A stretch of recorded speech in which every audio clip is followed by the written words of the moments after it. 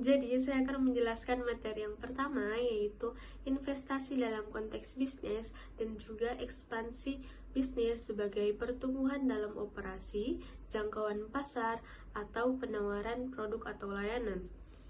Saya akan menjelaskan definisi investasi terlebih dahulu, yaitu dalam konteks bisnis, investasi mengacu pada pengalokasian sumber daya, biasanya berupa dana atau modal, dengan tujuan untuk memperoleh keuntungan di masa depan.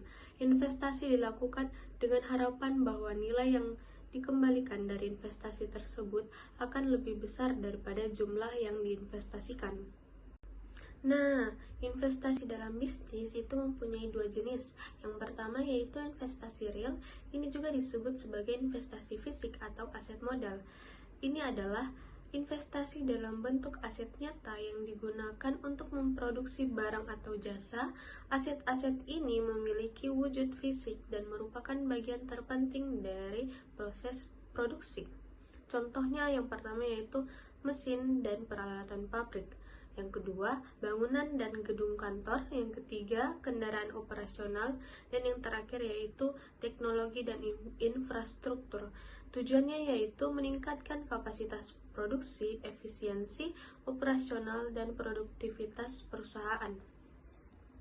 Jenis yang kedua yaitu investasi finansial. Investasi finansial ini adalah penempatan dana pada instrumen keuangan dengan tujuan mendapatkan imbal hasil atau return berupa bunga, dividen, atau capital gain. Tidak seperti investasi real, investasi finansial tidak secara langsung terlibat dalam proses produksi barang atau jasa. Contohnya yaitu saham, obligasi, reksadana, deposito, dan yang terakhir investasi properti sebagai portofolio finansial. Tujuannya yaitu mengelola dana secara optimal untuk memperoleh keuntungan finansial, menjaga likuiditas, atau diversifikasi risiko. Lanjut ke ekspansi bisnis. Ekspansi bisnis itu merujuk pada upaya perusahaan untuk memperluas skala operasinya. Ekspansi bisnis ini dilakukan untuk meningkatkan pangsa pasar, pendapatan, serta daya saing perusahaan. Ekspansi bisnis ini adalah pertumbuhan dalam operasi, jangkauan pasar, atau penawaran produk atau layanan perusahaan. Tujuannya yaitu meningkatkan omset dan laba, mencapai ekonomi skala atau scale economies, meningkatkan brand awareness dan loyalitas pelanggan, dan mengurangi resiko bisnis melalui diversifikasi. Masuk ke dimensi ekspansi bisnis. Dimensi ekspansi bisnis ini ada 3. Yang pertama, pertumbuhan dalam operasi. Pertumbuhan dalam operasi ini adalah bentuk ekspansi yang fokus pada peningkatan kapasitas internal perusahaan untuk menjalankan bisnisnya. Hal yang dilakukan perusahaan yang pertama yaitu membuka cabang baru, di mana perusahaan membuka lokasi fisik seperti toko, kantor, atau pabrik di tempat lain guna menjangkau lebih banyak pelanggan atau meningkatkan produksinya. Yang kedua, meningkatkan kapasitas produksi. Melalui ini, penambahan mesin, teknologi, atau fasilitas baru agar jumlah barang atau jasa yang bisa dihasilkan lebih besar. Lalu yang terakhir, menambah tenaga kerja atau jam operasional. Perusahaan merekrut lebih banyak karyawan untuk memperpanjang waktu kerja, misalnya buka 24 jam, agar dapat melayani lebih banyak permintaan. Dimensi yang kedua yaitu perluasan jangkauan pasar. Perluasan perjangkauan pasar ini berarti memperbesar cakupan atau wilayah serta kelompok pelanggan yang dilayani. Yang pertama, masuk ke pasar geografis baru. Contohnya itu sebuah bisnis yang awalnya hanya beroperasi di satu kota, memperluas ke tingkat provinsi, nasional, atau bahkan bisa ke internasional. Yang kedua, melayani segmen konsumen baru, menyasar kelompok pelanggan yang sebelumnya tidak dituju, seperti menyasar generasi muda, komunitas profesional, atau kalangan ekonomi yang berbeda. Lalu yang terakhir, menjangkau pelanggan melalui kanal distribusi baru. Misalnya, perusahaan yang awalnya hanya menjual secara offline mulai membuka toko online atau e-commerce untuk menjangkau pelanggan yang lebih luas. Dan dimensi yang terakhir yaitu penambahan penawaran produk atau jasa. Ekspansi yang fokus pada inovasi dan variasi penawaran agar bisa menarik lebih banyak pelanggan dan membutuhkan kebutuhan yang lebih beragam. Yang pertama, meluncurkan produk atau layanan baru. Contohnya itu, restoran yang awalnya hanya menjual makanan utama mulai menawarkan minuman kopi spesial atau menu dessert atau yang lain-lain. Lalu yang kedua, mengembangkan link produk yang sudah ada. Memperluas varian atau produk yang ada seperti menambah ukuran, rasa, atau fitur tertentu. Lalu yang terakhir itu mengejar strategi diversifikasi atau diferensiasi. Diversifikasi ini itu masuk ke jenis produk atau jasa baru yang berbeda. Misalnya itu perusahaan sepatu membuat tas. Diferensiasi adalah menciptakan keunikan pada produk agar berbeda dari pesaing. Oke, saya akan menjelaskan materi kedua, yaitu motivasi utama.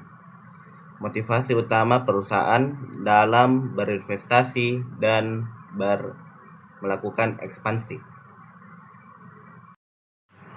Baik, ada beberapa jenis motivasi utama perusahaan dalam melakukan investasi dan ekspansi. Yang pertama, motivasi pertumbuhan dan pasar, yang meliputi yang pertama meningkatkan pangsa pasar. Nah, ini merupakan salah satu alasan perusahaan dalam melakukan investasi dan ekspansi. Karena perusahaan ingin memperluas jangkauan geografis sehingga mereka dapat mendapatkan konsumen dari wilayah lain. Kemudian yang kedua, menambah kapasitas produksi. Tentunya mereka untuk meningkatkan daya jual mereka, tentunya mereka akan menambah kapasitas produksinya. Ataupun dengan cara lain, yaitu mengakuisisi pesaing guna untuk menguasai porsi pasar yang lebih besar. Hal ini bisa memberikan stabilitas ekonomi dalam sebuah perusahaan sehingga mereka memiliki kekuatan tawar yang lebih kuat dan stabilitas pendapatan yang jangka panjang. Kemudian yang kedua, dalam menanggapi permintaan pasar. Nah, ini menjadi motivasi yang reaktif sekaligus proaktif. Karena ketika mereka melihat permintaan konsumen itu meningkat, tentunya perusahaan perlu berinvestasi agar mereka bisa memenuhi kebutuhan konsumen tersebut. Sebaliknya, mereka juga berinvestasi untuk meningkatkan inovasinya atau membuat suatu produk baru sehingga permintaannya bisa lebih meningkat. Kemudian jenis kedua, motivasi efisiensi dan kompetitif. Nah, tentunya ini perusahaan untuk mendapatkan ekonomi skala, perusahaan memperbesar operasinya guna menurunkan biaya per unit produksi.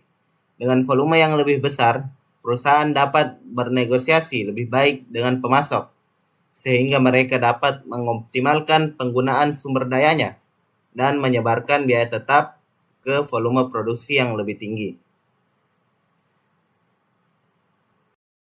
Kemudian yang kedua, mendapatkan keunggulan kompetitif melalui diferensiasi produk, teknologi superior, atau efisiensi operasional. Investasi dalam riset dan pengembangan teknologi baru atau akuisisi perusahaan dengan keahlian khusus guna menciptakan barrier to entry bagi pesaing. Artinya dengan perusahaan melakukan investasi untuk melakukan inovasi atau diferensiasi produk, sehingga mereka dapat membuat sebuah produk yang berbeda dari kompetitor lain, sehingga tentunya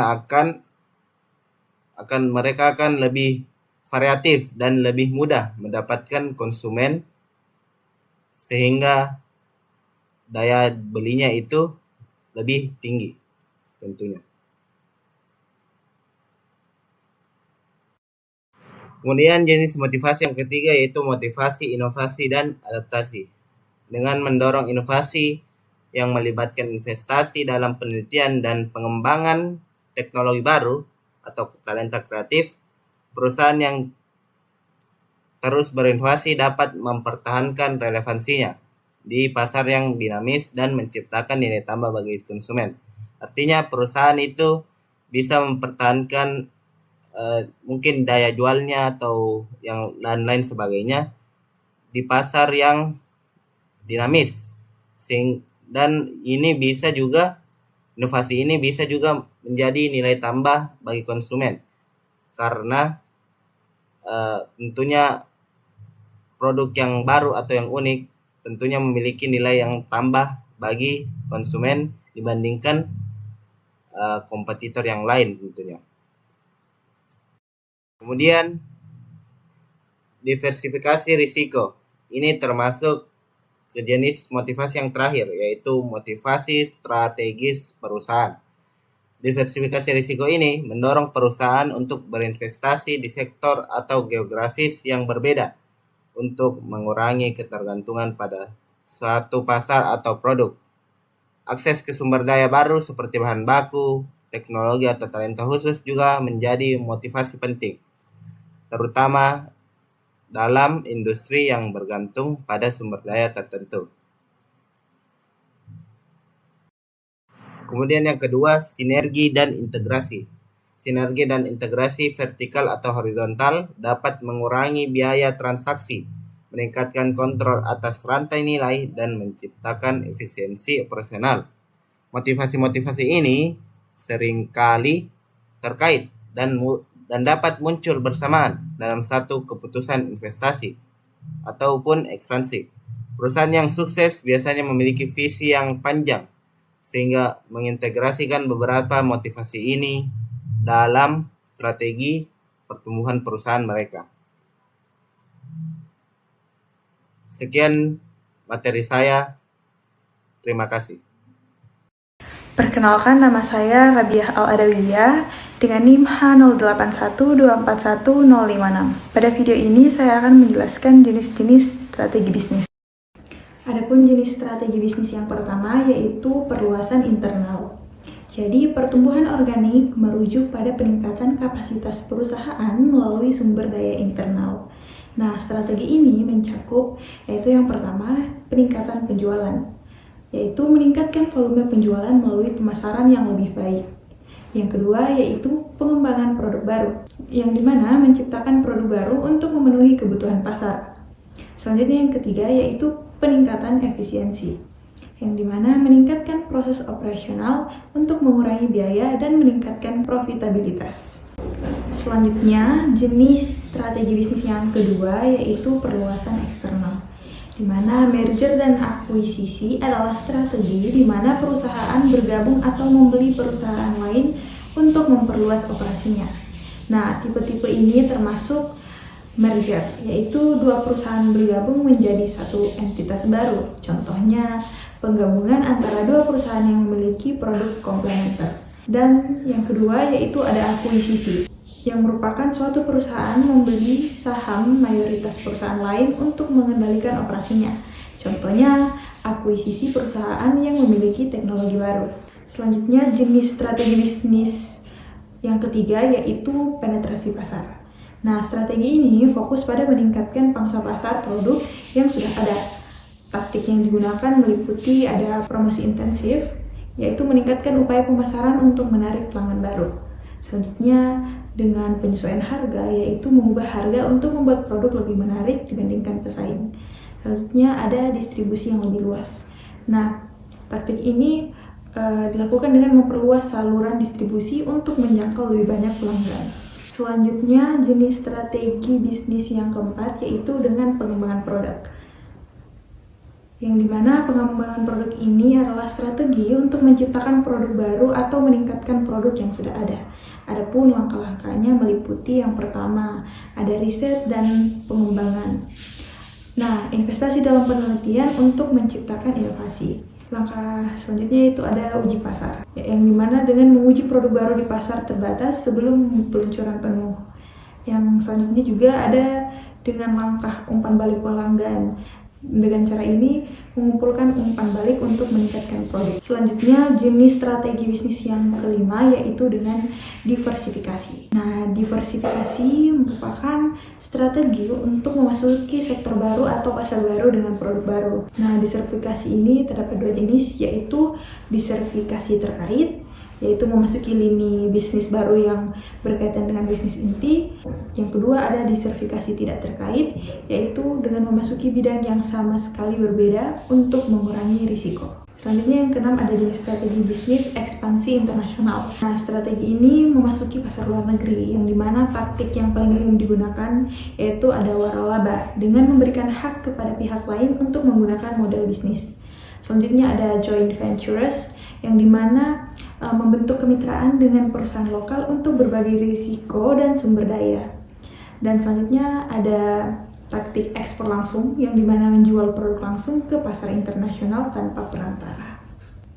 Sekian dari saya. Wassalamualaikum warahmatullahi wabarakatuh. Baik, di sini saya akan menjelaskan tentang metode penilaian keuangan utama yang digunakan dalam mengambil keputusan investasi. Dalam hal ini ada 3. Yang pertama itu nilai sekarang bersih atau net present value atau NPV, yang didefinisikan itu sebagai kayak menghitung selisih antara nilai sekarang atau present value, arus kas masuk dan arus kas keluar selama umur proyek. Nah, dengan hal ini NPV ini menggunakan tingkat diskonto. Nah, biasanya itu biaya modal perusahaan dan lain sebagainya. Nah, peran dalam evaluasi proyek ini, yang pertama itu ada kriteria keputusan. Ketika NPV itu lebih besar daripada 0, nah proyek itu bisa dikatakan layak atau menambah nilai perusahaan. Tapi ketika NPV tersebut kurang daripada 0, proyek itu dianggap tidak layak. Tetapi NPV ini juga ada keunggulannya. Yang pertama itu mempertimbangkan nilai waktu uang atau time value of money. Nah, yang kedua itu menghitung seluruh arus kas selama umur proyek. Nah, yang kedua itu ada tingkat pengambilan internal atau internal rate of return atau IRR. Nah, IRR ini adalah tingkat diskonto yang membuat NPV itu sama dengan 0 atau titik impas, yang IRR ini mempresentasikan probabilitas proyek dalam bentuk persentase. Nah, peran dalam evaluasi proyek itu yang dari kriteria keputusannya itu ketika IRR itu lebih besar daripada daripada biaya modal, nah proyek itu bisa dikatakan layak. Tapi ketika IRR itu lebih kecil daripada biaya modal, nah proyek itu bisa dikatakan tidak layak. Tapi ada juga keunggulan dari IRR ini itu dia mudah dibandingkan dengan tingkat handle rate atau minimal return yang diharapkan. Nah, tapi ada keterbatasannya pula. Nah, keterbatasannya itu ada 2, tidak cocok untuk proyek dengan arus kas tidak konvensional, atau misalnya arus kas negatif di tengah proyek dan sebagainya. Nah, yang kedua itu bisa menghasilkan multiply IRR begitu. Nah, yang terakhir itu ada periode pengembalian atau payback periode. Nah, payback periode ini bisa didefinisikan sebagai waktu yang dibutuhkan untuk mengembalikan modal investasi awal dari arus kas proyek. Nah, jenisnya itu ada 2. Yang pertama itu payback periode sederhana tanpa diskonto. Nah, itu bisa dijelaskan dengan waktu yang dibutuhkan agar jenis ini tuh bisa dijelaskan seperti waktu yang dibutuhkan agar arus kas kumulatif proyek bisa menutupi modal investasi awal tanpa mempertimbangkan nilai waktu uang.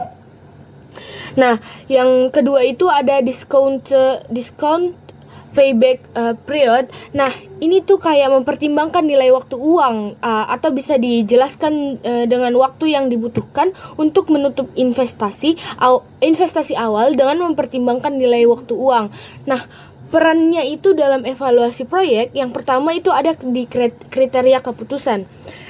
Di kriteria keputusan itu dia semakin pendek payback period semakin baik atau resikonya itu semakin sedikit. Nah, adapun keunggulannya itu dia sederhana dan fokus pada likuiditasnya. Nah, tapi ada pula keterbatasan dari payback period ini, yaitu mengabaikan arus kas setelah periode pengembalian, atau yang kedua itu keterbatasannya yaitu tidak mempertimbangkan nilai waktu uang atau dikecualikan untuk metode diskonto seperti itu. Terima kasih. Assalamualaikum warahmatullahi wabarakatuh. Saya LM Rifki Maulana akan menjelaskan mengenai pertimbangan strategis dalam keputusan ekspansi bisnis. Keputusan untuk melakukan ekspansi bisnis adalah langkah besar yang harus direncanakan secara matang. Ada beberapa pertimbangan bisnis yang harus diperhatikan, antara lain. Yang pertama yaitu analisis pasar. Sebelum masuk ke pasar baru, perusahaan perlu melakukan riset pasar secara mendalam. Misalnya, jika sebuah perusahaan makanan cepat saji membuka cabang di kota baru, mereka harus tahu apakah masyarakat di sana menyukai makanan cepat saji, berapa banyak kompetitor yang sudah ada, serta potensi pertumbuhan konsumen. Perusahaan juga harus memahami kondisi pasar di wilayah atau segmen baru. Ini meliputi permintaan konsumen, tren industri, kebutuhan dan kebiasaan pelanggan, ukuran dan potensi pertumbuhan pasar. Selanjutnya yaitu lanskap kompetitif. Memahami kekuatan dan kelemahan pesaing akan membantu menentukan strategi masuk. Misalnya, jika pesaing utama memiliki harga murah, perusahaan bisa fokus pada kualitas atau layanan untuk menonjol.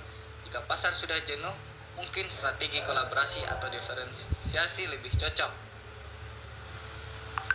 Perusahaan juga perlu menilai siapa saja pesaing yang sudah ada di pasar tersebut, seperti seberapa kuat pesaing lokal, apa keunggulan dan kelemahan mereka, dan bagaimana produk atau jasa kita bisa lebih unggul. Yang ketiga yaitu ketersediaan sumber daya. Tidak semua perusahaan siap untuk ekspansi, perlu ada dana cadangan, sistem operasional yang kuat, dan karyawan yang bisa mengelola lokasi baru. Ekspansi tanpa persiapan ini bisa berisiko tinggi, termasuk kerugian finansial dan reputasi. Ekspansi memerlukan sumber daya, antara lain seperti sumber daya manusia. Apakah kita punya tim yang cukup dan terlatih? Yang kedua, modal atau keuangan. Apakah dana kita mencukupi untuk ekspansi dan risiko yang mungkin terjadi? Dan yang ketiga, teknologi dan infrastruktur. Apakah kita siap secara operasional? Selanjutnya yaitu keselarasan dengan tujuan bisnis. Ekspansi bukan sekedar soal mencari untung lebih besar, tetapi juga memastikan bahwa langkah ini membawa bisnis ke arah yang sesuai dengan tujuannya. Jika sebuah perusahaan fokus pada keberlanjutan lingkungan, maka ekspansi harus tetap menjaga prinsip ramah lingkungan tersebut. Keputusan ekspansi juga harus sejalan dengan misi, visi, dan tujuan jangka panjang perusahaan. Pertanyaan yang harus diajukan berupa, apakah ekspansi ini mendukung pertumbuhan yang berkelanjutan? Dan apakah wilayah atau segmen baru ini cocok dengan wilayah dan budaya perusahaan? Oke, sekian materi dari saya. Wassalamualaikum warahmatullahi wabarakatuh. Assalamualaikum warahmatullahi wabarakatuh. Perkenalkan, nama saya Muhammad Iqrol Hudawe dengan NIM H0812411054. Nah, jadi saya akan menjelaskan mengenai sumber pendanaan untuk investasi dan ekspansi. Nah, sumber pendanaan investasi dan ekspansi bisa berasal dari internal maupun eksternal perusahaan, seperti laba yang ditanam, utang, ekuitas, dan hibah pemerintah. Pemilihan yang tepat yang penting untuk mendukung pertumbuhan tanpa membebani keuangan karena tiap sumber memiliki karakteristik, keuntungan maupun risiko yang berbeda. Nah, selanjutnya kita akan membahas setiap sumber pendanaan. Yang pertama adalah laba yang ditahan atau retained earnings. Laba yang ditahan adalah keuntungan perusahaan yang tidak dibagikan sebagai dividen, melainkan digunakan untuk perkembangan perusahaan. Salah satunya adalah investasi atau ekspansi. Sumber ini tidak menimbulkan beban utang atau dilusi kepemilikan, namun jumlahnya terbatas dan seringkali tidak cukup untuk ekspansi besar. Selanjutnya adalah pembiayaan utang atau debt financing. Nah, pembiayaan utang ini melibatkan peminjaman dana dari pihak luar dengan kewajiban pengembalian pokok ditambah bunga dalam jangka waktu tertentu. Nah, jenis ini terbagi menjadi dua lagi, yaitu pinjaman bank dan penerbitan obligasi. Nah, jenis yang pertama adalah pinjaman bank. Pinjaman bank ini merupakan pembiayaan umum untuk ekspansi, pembelian aset, dan lain-lain. Prosesnya cepat dan tidak mengubah kepemilikan, namun menimbulkan beban bunga dan kewajiban cicilan tetap. Selain itu, bank biasanya mensyaratkan penjaminan atau jaminan sehingga bisa menjadi risiko jika arus kas tidak stabil. Nah, yang kedua adalah obligasi atau surat utang. Nah, surat utang jangka menengah yang digunakan dan diterbitkan oleh perusahaan untuk menghimpun dana besar dari investor. Keuntungannya tidak mengubah kepemilikan dan memiliki bunga tetap. Namun, penerbitannya memerlukan biaya tinggi, regulasi ketat, dan risiko reputasi jika perusahaan gagal membayar tepat waktu. Nah, itu dan sumber pendanaan yang lain adalah pembiayaan ekuitas. Nah, pembiayaan ekuitas ini merupakan cara memperoleh dana dengan menjual sebagian kepemilikan kepada investor. Jadi pembiayaan ini mencakup penerbitan saham dan modal ventura. Keuntungannya tidak menimbulkan beban utang, namun kepemilikan perusahaan bisa terdilusi dan investor biasanya ikut campur dalam keputusan strategis perusahaan. Nah, pembiayaan ekuitas terbagi menjadi dua seperti yang disinggung tadi, yaitu penerbitan saham baru, yaitu cara perusahaan publik memperoleh modal dengan menjual saham baru ke investor. Dana yang diperoleh digunakan untuk pengembangan bisnis. Keunggulannya tidak menimbulkan utang, namun risikonya adalah dilusi kepemilikan atau tuntutan transparansi serta kepatuhan terhadap regulasi pasar modal. Yang kedua adalah modal ventura atau pendanaan dari investor kepada startup berpotensi tinggi namun berisiko. Selain dana, disertai dukungan manajemen dan jaringan bisnis. Cocok bagi perusahaan inovatif yang belum bankable. Kekurangannya adalah investor biasanya meminta saham, pengaruh dalam keputusan, dan imbal hasil besar lewat IPO atau akuisisi. Yang terakhir adalah hibah pemerintah dan insentif, yaitu dana bantuan tanpa pengembalian untuk mendukung proyek strategis seperti inovasi atau pengembangan daerah. Keuntungannya tanpa utang, namun prosesnya ketat, kompetitif, dan biasanya cuma diberikan sekali, bukan untuk pendanaan ekspansi berkelanjutan. Nah, sekian dari saya. Lebih dan kurangnya mohon dimaafkan. Wassalamualaikum warahmatullahi wabarakatuh. Baik, pada kesempatan kali ini saya akan menjelaskan mengenai analisis risiko dan tantangan dalam konteks investasi dan ekspansi pada bisnis. Adapun definisi umumnya, yakni di mana analisis risiko merupakan proses sistematis untuk mengidentifikasi, mengevaluasi, dan menilai kemungkinan serta dampak dari peristiwa negatif yang bisa saja menghambat tujuan bisnis, seperti investasi baru atau ekspansi pasar, serta merumuskan strategi yang cocok untuk mengurangi atau mengatasinya. Nah, tujuan itu sendiri untuk mengetahui apa saja risiko yang berpotensi menghambat proses investasi dan ekspansi, terus mengukur seberapa besar risiko itu berdampak pada hasilnya nanti, menentukan peluang dan strategi mitigasi atau pencegahan, dan yang terakhir membantu perusahaan membuat keputusan investasi berdasarkan data dan perhitungan. Yang pertama, mengenai risiko keuangan. Pada risiko keuangan ada beberapa contoh analisis risiko yang bisa dianalisis. Yang pertama ada biaya ekspansi yang bisa saja membengkak. Contohnya pada biaya tak terduga seperti sewa maupun logistik yang bisa melampaui anggaran awal. Kedua, ada pendapatan tidak sesuai dengan ekspektasi, misalnya produk baru yang kurang diminati sehingga arus kas bisa saja terganggu. Yang ketiga, yakni risiko kredit dan likuiditas, di mana misal pelanggan terlambat bayar atau gagal bayar, yang akan mengakibatkan cash flow itu terganggu. Yang kedua, ada ketidakpastian pasar dan kompetisi. Ada beberapa hal, diantaranya yakni tren dan preferensi berubah cepat. Misalnya peralihan ke belanja online tanpa persiapan ekspansi digital. Terus produk gagal diterima, di mana produksi massal di pasar baru tetapi respon pasarnya negatif. Ini bisa menjadi penghambat dan adanya pesaing baru yang bisa menggerus pangsa pasar dan margin keuntungan. Selanjutnya yang ketiga, ada kompleksitas operasional. Kompleksitas operasional ini meliputi beberapa hal, di mana ada skala operasional yang meningkat. Kita harus mengatur kembali rantai pasok baru dan sistem distribusi. Selanjutnya ada koordinasi tim yang perlu disinkronisasi di lokasi dan lini produk yang berbeda-beda. Dan yang terakhir ada bahwasanya kita membutuhkan sumber daya manusia yang terlatih. Operasional baru menuntut keterampilan khusus dan kepelatihan. Ini dalam beberapa risiko dan tantangan dalam hal kompleksitas operasional. Untuk aspek yang keempat, yakni ada masalah integrasi. Di antaranya ada beberapa hal yang menjadi tantangan. Ada bentrok budaya perusahaan yang bisa saja timbul akibat konflik nilai, bisa saja timbul konflik akibat nilai dan kebiasaan organisasi yang berbeda. Yang kedua ada integrasi sistem dan teknologi.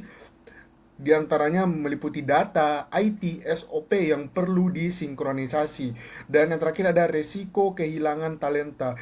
Karyawan kunci bisa keluar akibat perubahan struktur. Dan untuk aspek yang terakhir, yakni hambatan regulasi dan politik. Di antaranya meliputi beberapa tantangan berupa perizinan dan pajak, di mana persyaratan lokal perlu dipenuhi agar ekspansi lancar. Yang kedua, ketidakpastian politik, di mana kebijakan fiskal atau tarif bisa berubah secara tiba-tiba. Dan terakhir, risiko non-kepatuhan yang bisa menyebabkan denda atau reputasi memburuk. Demikianlah yang dapat saya sampaikan. Investasi dan ekspansi yang sukses memiliki dampak signifikan terhadap kinerja perusahaan. Secara keseluruhan, berikut adalah eksplorasi dampak tersebut dilihat dari beberapa dimensi utama. Nah, dimensi yang pertama atau hal yang pertama itu adalah pertumbuhan pendapat, di mana investasi dan ekspansi seringkali berorientasi pada peningkatan kapasitas produk, perluasan pasar, atau peluncuran produk atau jasa baru. Jika dilakukan secara strategi yang tepat, hal ini dapat menghasilkan yang pertama adalah peningkatan volume penjualan karena jangkauan pasar yang lebih luas. Yang kedua adalah diversifikasi pendapatan yang mengurangi ketergantungan pada satu sumber pendapatan. Hal yang ketiga adalah penetrasi pasar baru atau jadi baik geografis maupun konsumen baru.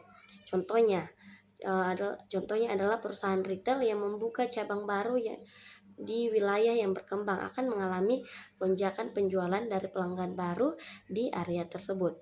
Nah, dampak yang kedua yaitu adalah profitabilitas, di mana keberhasilan ekspansi dan investasi tidak hanya menaikkan pendapatan, tetapi juga memperbaiki margin keuntungan jika efisiensi meningkat.